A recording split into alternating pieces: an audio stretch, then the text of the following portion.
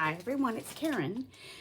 I'm just coming to show you how I make the two envelopes that I've just shown in my design team project for this month. One of them is made with the vellum, and as I said, I printed on the vellum, and I have to look at this, there it is. And so this is a digital download that I purchased, and instead of printing it on paper, I have a regular inkjet printer that paper feeds in from the top and it prints on it no problem at all. It doesn't get stuck or anything. And so I just printed, like I did on the other ones, one of these digital downloads that I have. I trimmed off, there was a little bit of extra vellum that wasn't printed on around the edges. This measures just over 10 inches by just over 7. And so this is what I will, this will become the bag. And I just fold it in half, and then I sew the edges. So I sew all the way, I will sew all the way around as I did on the other ones. You do need to make your fold at the top. You need to cut down and take out a piece on the top. I just do it all by eyeball. Decide how far you want this flap to come down, and that's how much you need to take out. So I'm going to take out, even though I'm going to lose these pretty flowers, but that's the way it goes. There. Now this flap, I can create the flap. It will come down like that on the bag. And to create your, if you want one with the corners like I do, just fold your project in half. You don't crease it or anything. And then just cut the corners at the same time, and there you get your flap. I'd like it a little bit more than that, so I'm just gonna do it again and do a little bit more. And that's how I do it. And I like that. So that will come down as the flap. The sides will get sewn, which I'm gonna do off camera because my sewing machine is in a totally different room.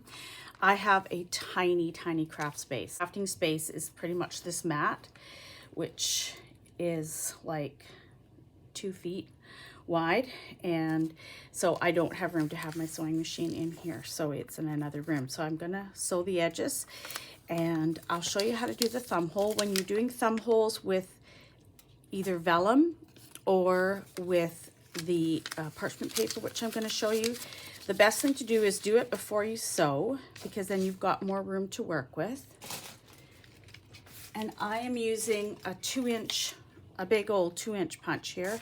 A lady that had stopped crafting gifted this to me. Otherwise I wouldn't have it. And I would make do with what I had. I used to just put the thumb things in by hand, just cut them with a scissor. But this is nicer. So you slide, I've got a piece of just printer paper here, and you slide that in behind, because a lot of these punches will not punch through parchment paper or vellum. It just gets jammed in there and it rips. So you put that in there, decide where you want your hole, and take your punch. And because it's made thicker by that printer paper in the back, and it was partially folded over, you get a nice thumb hole in there. And now you're ready to sew.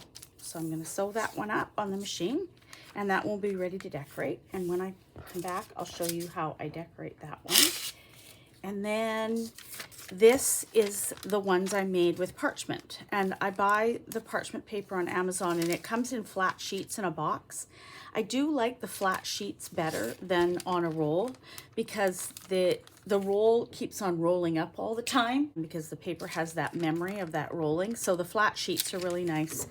And all I do is take out a sheet, I cut it to the size I want. Generally it'll be to do with whatever napkin I'm using.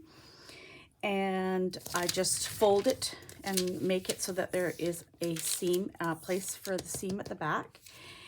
And I have tried different things, but I do find the art glitter glue works really well to keep this together.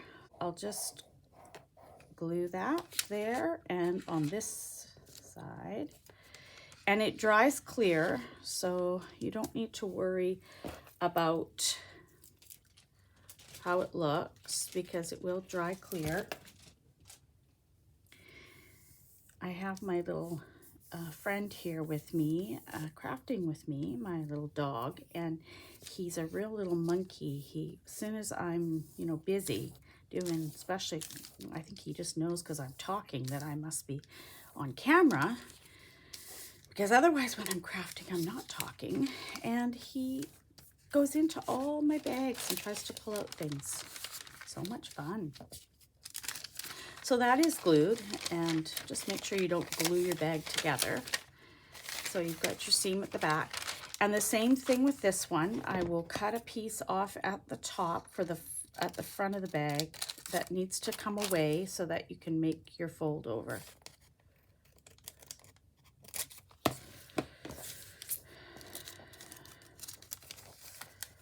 Now you can fold the whole thing over like this and say, okay, yes, this is where I want my fold to be. And then fold this one back and then cut the side, cut it to be, and you do have a cutting line then to cut on.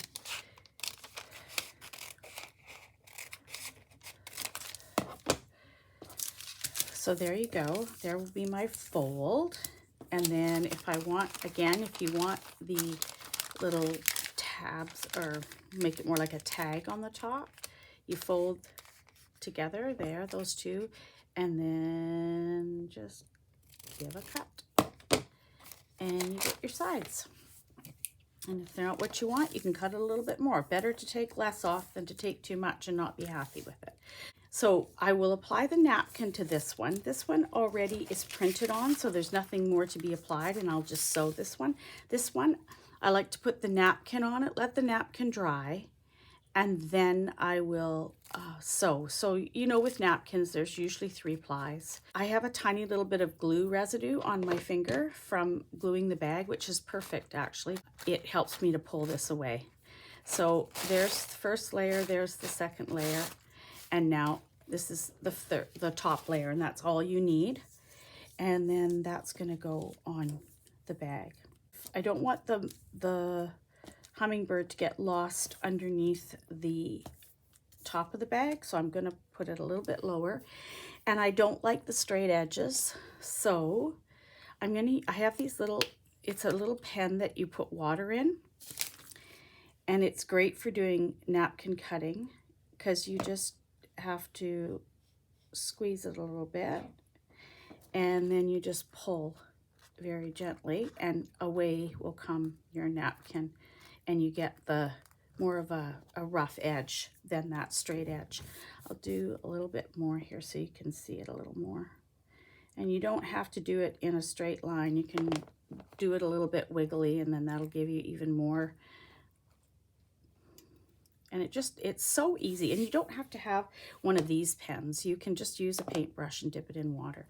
I just find it really convenient to have one of these because I can have it on my desk with water in it, and it's ready to go all the time, and I don't have to have a glass of water on my table, because with my limited space, I'm sure you know what I'm going to say, and that is that the glass of water gets dumped over, and that's not pretty, because what you can't see is that the rest of my desk is, I just pushed aside all the laces and trims that I was working with to make room to do this tutorial part for you. Be careful when you're ripping, because if you haven't put enough water on, it will make its own way to tear. And especially when you're around like something like your hummingbird here, the last thing you want to do is tear into him. So now it's all rough on the edges, and I like the look of it much better.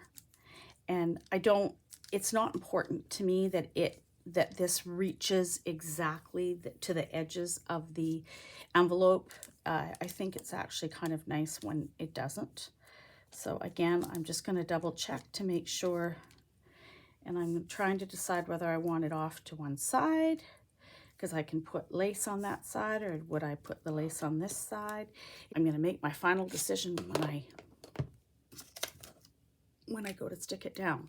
So what I have found that I really like using to put napkins on the parchment is this Liquid X acrylic matte gel. It does not cause any shine at all on the napkins. It's really easy to brush on, and I really like it. So I'm just going to brush a thin layer on here. And I'm not going to worry if I get it somewhere where the napkin does not end up going, because it dries clear. And also I'm going to be putting laces and trims on here. So there's a lot still to happen. So again, watching to make sure that hummingbird is not. I also find you don't need to put, don't necessarily need to put a layer on top.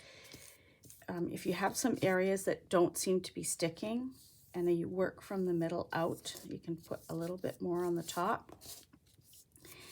But because the napkin is very thin and this stuff is quite thick, it seems to get a lot of grab from underneath where you've already put it. And so you end up with the napkin adhering very nicely to the parchment paper. So this napkin is now on here the way that I want it, and I will let this dry before I take it anywhere near my sewing machine or I'll make a big mess. And I also will wait to trim this off until it is dry. I am then going to sew these up and I'll be back to tell you a little bit more. Okay, so I'm back and I've done the sewing. So around this one I just did a combination of a straight and a zigzag stitch just around, changing the stitch. And if you're going to do that, just always make sure your needle is in the up position when you change your stitching. I just have a very basic machine, so nothing that does anything too fancy on its own. And I just left the threads because I'm planning on putting some beads on this one. This is the vellum that I printed on. And then this is the parchment paper with the napkin that we put on with the Liquid-X gel medium. And you can see it's left a real matte finish, which I really like. It really adheres the napkin very nicely to the parchment paper. And then I just did what people are referring to now as this free flow stitching, where you just kind of put the needle in and just start going around and letting your needle kind of go wherever it wants to go. And at one point here I even kind of went off the side. It's kind of cool. I use this sort of a tanny colored thread that I have in my machine right now, and I like how it turned out. And that's the parchment paper one. The other thing I forgot to mention before too was the parchment paper has one side is more matte and the other side is more glossy. I usually fold it so that the glossy finished part is more on the inside, but that's just my personal preference. It's nothing that you have to do. Then from here, I just decorate them. I just pulled a few things from my design team package that I have left. I've got bits and pieces of things. And I also picked out an image that I wanted to put on this one. And often people ask, how do you know the right side of a lace? And you know what? Sometimes it's really obvious. This one here, I like both sides actually. This is what I've picked that I like the best for the texture. I just think that you should never worry about what's the right side or the wrong side. Go with what looks good to you. This is a vintage lace that I have been using that was in my design team package. And this side is, to me, is very rough looking. The stitching is very rough looking. The fibers look rough. Whereas this side, the fibers are more polished looking. They're shinier and softer looking. So to me, this is the right side of this one. Using hot glue, and I'm just gonna go, and yes, I am gonna be covering up the stitching, but you know, that's what you do. You stitch and then sometimes you cover it a bit. It's a very holey lace, so I don't want to be pressing my fingers into that because hot glue is hot. I'll just give it a little press there. And then this one this is the image I want to put on here. I have, again, these digital downloads of these beautiful teacups. And I thought the colors in here went so nicely together. And I really liked how that looked when I kind of laid it on there. So that's where I'm going to put this next piece of lace, or part of this lace is going to go here.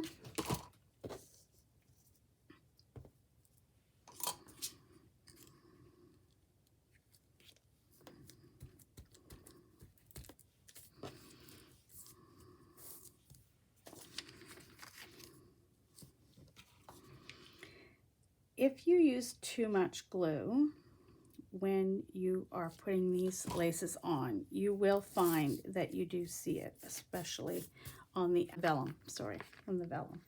You kind of have to decide how much glue you want to put on there and just kind of put enough to hold it down. Because especially when you're putting something on top, chances are that's going to also help to hold it down. Don't really need to go overboard, really. So I fussy cut this out already, and I put foam on the back because I wanted it raised on here as well. I'm going to pull off the backing and I'll be right back.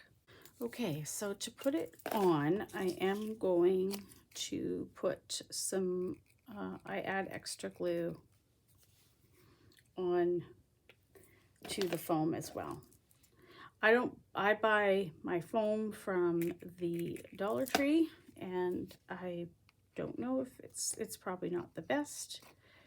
It's probably not the best product out there as far as foam goes, but it works for me. I have the art glitter glue anyway, and so using it on the foam to make sure that it's got extra stick.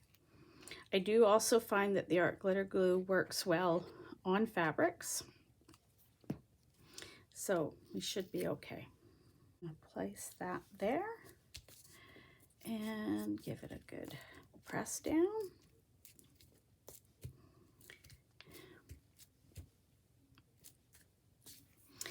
And then on the top, on the flap of this, I really like this piece of vintage lace that I got in my design team package. And just, so I like the look of this, like that.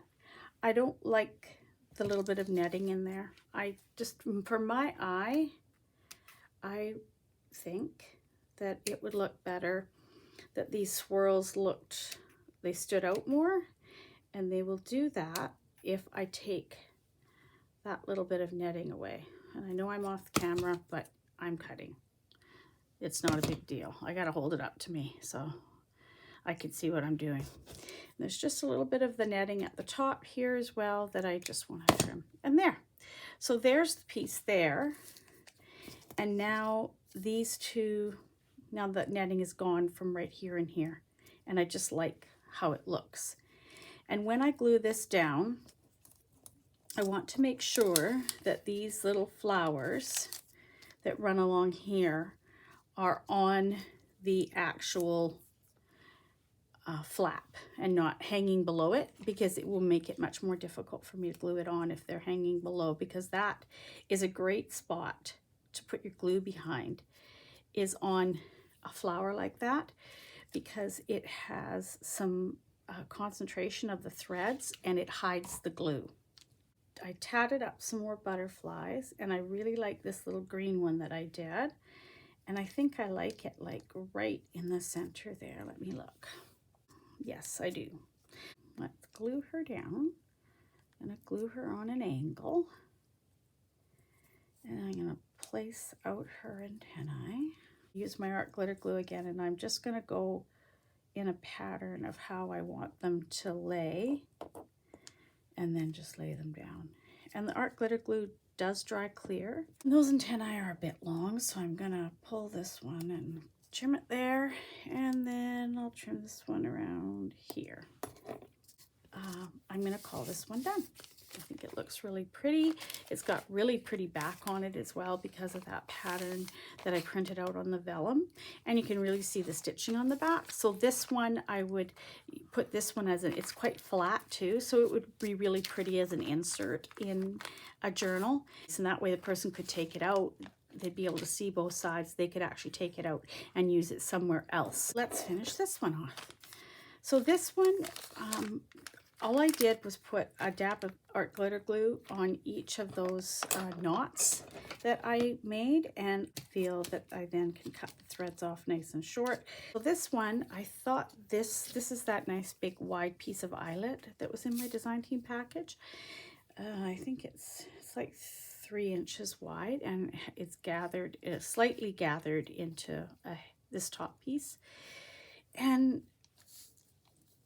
I'm going to put that across.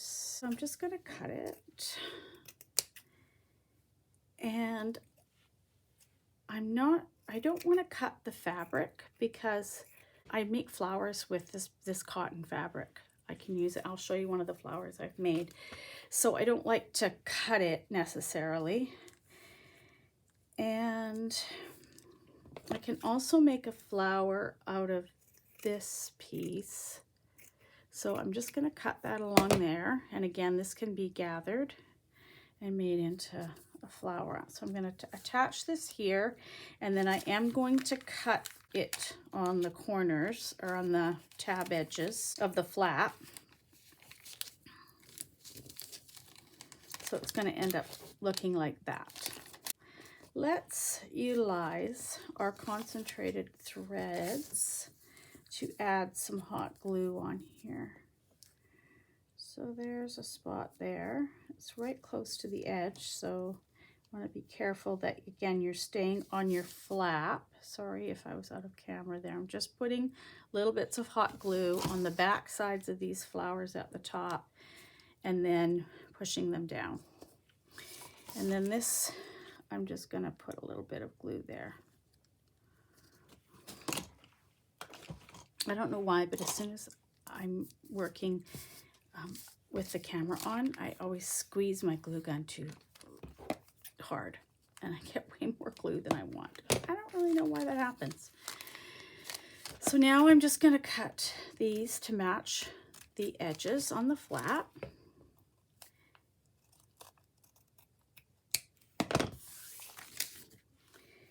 And there you go.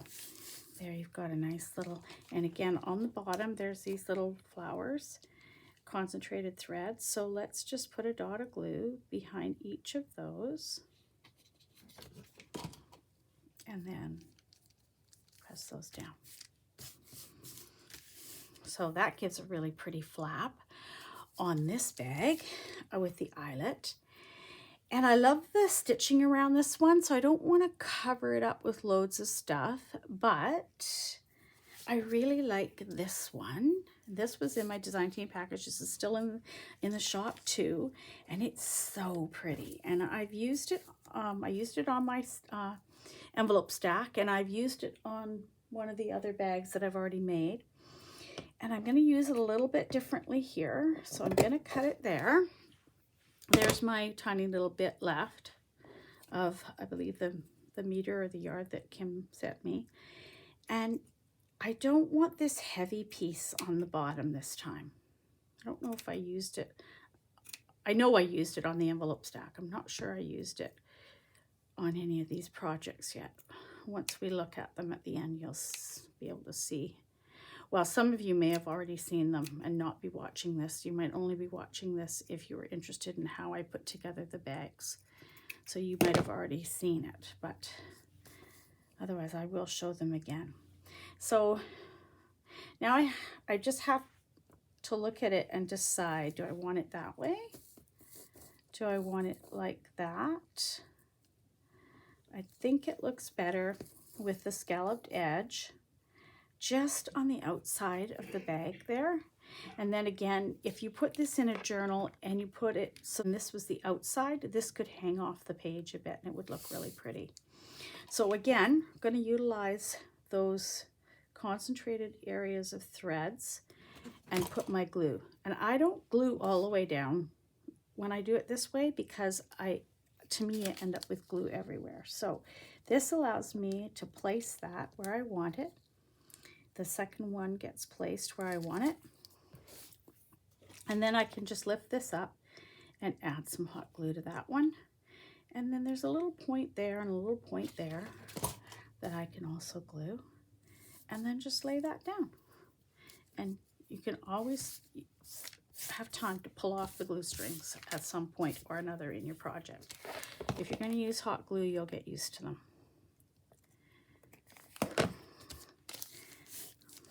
There. Isn't that pretty? I love that. Just run my thumb across the top there, and it will fray the eyelet out a little bit, which I like. I'll just take off some of those loose threads. And the other thing is it just helps this to lay down a little flatter. Now, another thing I decided to create for this one was this little flower out of some of that eyelet. I have a piece like this. This is a middle piece, but I had a piece that was this piece here, just the same as a little bit narrower than that maybe. And I just gathered it up, and then to make the petals, I snipped in between wherever one of these scallops was. I snipped in between the scallops once I had it all gathered up. And what happens is, and I'm just going to glue this in here. This is it makes for a big, this petal is going to be a little bit bigger than the other ones, but kind of overlaps there. And what happens when you do that then is it creates this pretty little flower out of that, what started out to be this, because you cut in between the little scallops. And then I'm going to tuck this down here. Just going to trim this ever so slightly. So I'm going to put it in this corner, kind of opposite the hummingbird.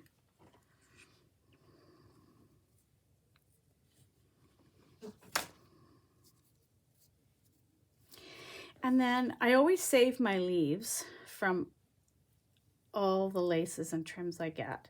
And these are from a trim that I got from Kim's shop, and I had used the rose trim on it, or the flower trim on it, on something else, and hadn't used all the leaves, so I just saved them. And then when I have a project like this, I can decide, and I like it there, so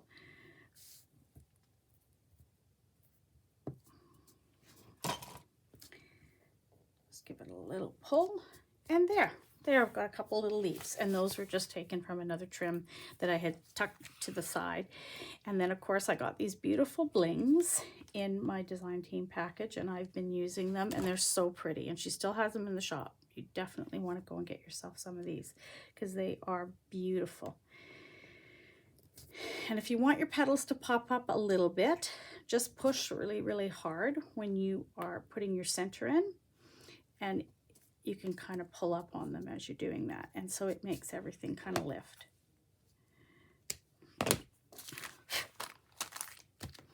So there's the second one done. And I might put beads on this one too. I haven't decided, so I've left the threads quite long on this side because I may decide to put some beads on that too. Or put some beads and a charm on there too that I just made. This one from printing on vellum, and this one from parchment paper with a napkin adhered to it. And so those are the two that I just finished for my demonstration. And then I'll just go through and show you once again the rest of them. If you've watched the beginning video, you saw them. This one's on vellum and decorated up, of course, with all beautiful stuff from Kim's shop. This one's also vellum. This one is napkin on parchment paper. This one is napkin on parchment paper. And this one is napkin on parchment paper. If you've got beautiful napkins, it's endless what you can do. You know, and if you have the digital downloads, Then you also have lots of different digis that you can put down. Oh, I thought there was one more, and there's the final one there. And this one I made a flower with her laces, and then I did put a dangle on that one.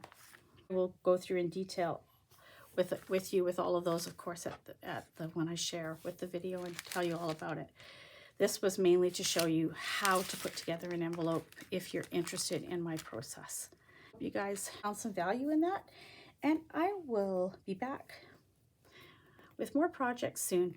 Talk to you later. Bye for now.